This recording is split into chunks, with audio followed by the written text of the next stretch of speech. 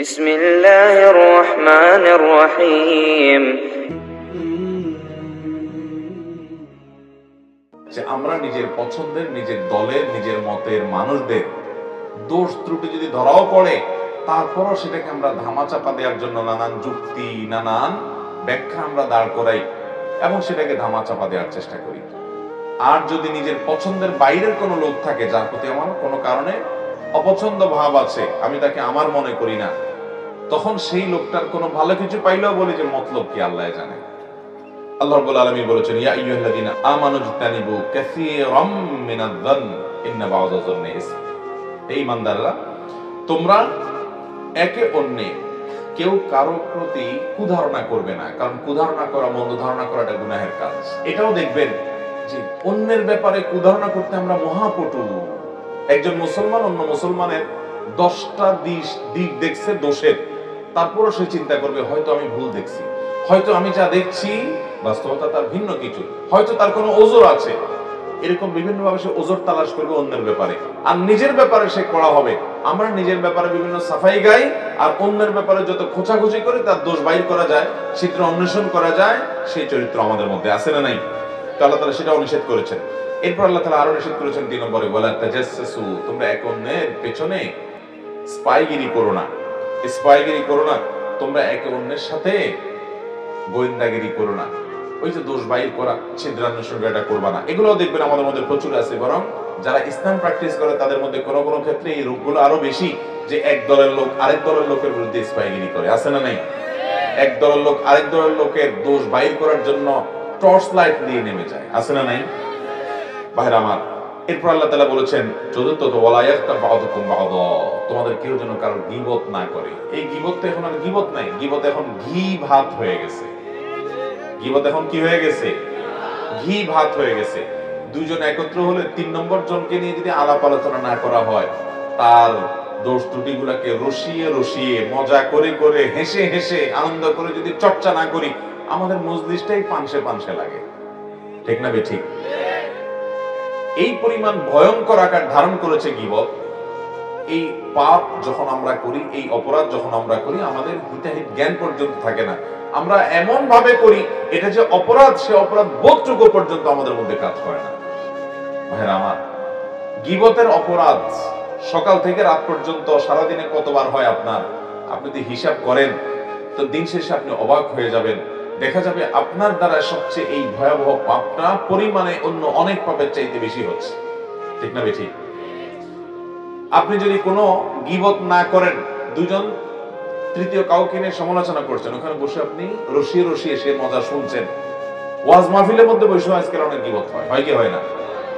ব্যক্তির ব্যক্তিগত বিষয়গুলো নিয়ে চর্চা করা, খোঁচাখুচি করা, দ্বীনদার ভাইদের ভিতরে ইসলাম প্র্যাকটিস করে সেই ভাইদের মধ্যে এরকমগুলো ব্যাপক আকার ধারণ করেছে। এগুলো বাধা দেওয়ার মতো লোক পাওয়া যায় না। আমার মাদ্রাসার ছাত্র জীবনে এক ভাইয়ের কথা মনে পড়ে। এই কুমিল্লার মানুষ উনি ছিলেন, আব্দুল কাইয়ুম ভাই। কোথায় আছেন জানি না, সেই ছাত্র জীবনে হাটাজারিতে যখন পড়ি তখন ছিলেন।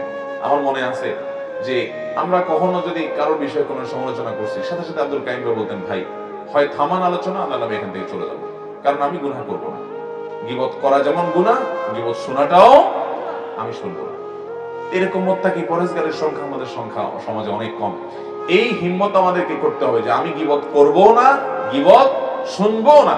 অনেকে গীবত করার সময় শয়তান তাকে একটা যুক্তি তুলে দেয়। দেখবেন আপনি যদি বলেন যে ভাই এটা তো গীবত হয়ে যাচ্ছে, থাক আমরা এটা না করি, এটা যদি বলেন তো সাথে সাথে দেখবেন শয়তান ওই লোকটার কাছে একটা লজিক ধরায় দেয়, একটা যুক্তি ধরায় দেয়। কি? শয়তান বলে যে তুমি যেটা বলতেছো এটা তো সত্য কথা বলতেছো। বলে যে আরে ভাই আমি যা বলছি সত্য বলছি, আমি তার সামনেও বলতে পারবো। তো সামনে যদি বলতে পারো তুমি সামনেই বলো, পিছনে আর বলবা না। ইসলাম চায় মানুষের সামনে দোষটা বলো আর পেছনে গুণটা বলো। সামনে গুণ বললে সে পাম্পটি পেয়ে ভুলে যাবে, অহংকারী হয়ে যাবে। এই জন্য গুণটা বাহিরে বলো, অন্যজনের কাছে বলো, সে তার প্রতি ভালো ধারণা করবে, সামাজিক সম্প্রীতি তৈরি হবে। আর দোষগুলা পেছনে বললে অন্যরা তার প্রতি কুধারণা করবে, খারাপ ধারণা করবে, সম্পর্ক নষ্ট হবে, সামাজিক সম্প্রীতি বিনষ্ট হবে। বরং দোষের কথাটা ওই লোকটার সামনে বললে সে নিজে সংশোধন হয়ে ভালো মানুষ হতে পারবে। এই জন্য ইসলাম বলে সামনে মানুষের দোষের কথাটাকে সুন্দরভাবে, খুব বিনয়ের সাথে এমন ভাবে উপস্থাপন করো যাতে তিনি রাগ না হন। তার ভুলটা তিনি বুঝতে পারেন, সেইভাবে তুমি চমৎকার ভাবে তার সংশোধন করো। সামনে দোষটা সামনে বলো, আর গুণটা পেছনে বলো। সামনে গুণ বলবা না, সামনে গুণ বললে সে অহংকারী হয়ে যাবে। মুখের সামনে যে প্রশংসা করে, নবী সাল্লাল্লাহু আলাইহি ওয়াসাল্লাম বলেছেন তার মুখের উপরে মাটি মারো, কারণ সে তোমাকে অহংকারী করে দিচ্ছে। প্রশংসা করলে সে পেছনে করবে, আর দোষটা সুন্দর করে বিনয়ের সাথে সামনে বলবে। আর আমাদের নেচার হয়ে গেছে, অভ্যাস হয়ে গেছে, প্রবণতা হয়ে গেছে উল্টা। আমরা মানুষের সামনে পাম পড়তে দিই, বলি মুফতি সাহেব মাশাআল্লাহ আপনার ওয়াজ শুনলে ভাই দিলটা জুড়ে যায়, সুবহানাল্লাহ কেমনে পারেন ভাই এরকম, মাশাআল্লাহ মাশাআল্লাহ। আর ওই পিছনে আরেকজন কাছে বলে বেটা কোন কিছু জানে ওগাস। সামনে আসলে আমরা পাম করতে দেই, আর পিছনে গেলে পাশ দেই, ঠিক না বেঠিক? এটা কোনো মুসলমানের চরিত্র হতে, মনে রাখবেন। আপনার নফল নামাজ, নফল রোজা, নফল দান সাদকা, জিকির আজকার, কোরআন তেলাওয়াত, এগুলোর চাইতে বহুগুণ বেশি মিজানের পাল্লায় ওজনই হবে আপনার এই আখলাকগুলো, আপনার এই নেচার এবং চরিত্রগুলো। আমি সমাজে বহু নামাজি দেখি, আমি বহু দাড়িওয়ালা দেখি, আমি বহু টুপিওয়ালা দেখি, আমি বহু সহি আকীদাওয়ালা দেখি, আমি বহু সহি আমলওয়ালা দেখি, আমি বহু সহি চিন্তাওয়ালা দেখি, সহি মানহাজওয়ালা দেখি, অনেক দিক থেকে ভালো গুণ দেখি মাশাআল্লাহ। কিন্তু দেখি যে এই চরিত্রের দিক থেকে মার্কিং যখন শুরু করা হবে, তখন আমাদের অবস্থা বড় ভয়াবহ। আমি সহ আল্লাহ রাব্বুল আলামিন আমাদের সবাইকে সংশোধিত হওয়ার তৌফিক দান করুন। আমরা গীবত পরিহার করব তো ইনশাআল্লাহ। আল্লাহ বলেছেন ওয়ালা তাজাসসু, একে অন্যের পিছে লেগে টর্চ লাইট দিয়ে দোষ খুঁজে খুঁজে বের করো না। অনেকে দেখবেন অনেকের বক্তব্য শুনে উদ্দেশ্যই হলো হাতাটাটা গোছায় বসে দেখি কয়টা ভুল ধরা যায়। আছে না নাই? ইউটিউব খুলে আপনার কোন হুজুর অপছন্দের, আপনার দলের বাইরের অন্য দলের, অন্য মতের, আপনি মনে করছেন যে উনি আমার লোক না, এবার তার ওয়াজ শুনে, কিন্তু সে শোনার উদ্দেশ্য কি? দোষ বাইর করা। এই যে দোষ খুঁজে বেড়ানো, এটা কখনো মুসলমানের চরিত্র হতে পারে? দোষ নজরে আসছে সেটা কারেকশন করা ভিন্ন জিনিস, কিন্তু ঘোটায় ঘোটায় ঘোটায় ঘোটায় দোষ আবিষ্কার করার জন্য আমাদের বহু বক্তব্য আছে। অনেক লোক শুনে এবং সেই শোনাটা দোষ ধরার জন্য শুনে, এবং এত বেশি শুনে আমি নিজেই অবাক হয়ে যাই যে আমি নিজেও তো আমার নিজের বক্তব্য এতবার শুনি। সুবহানাল্লাহ, এই লোক কত আল্লাহওয়ালা যে এতবার শুনে ফেলছে। আল্লাহ তাআলা আমাদের ইসলাম হওয়ার তৌফিক দান করুন।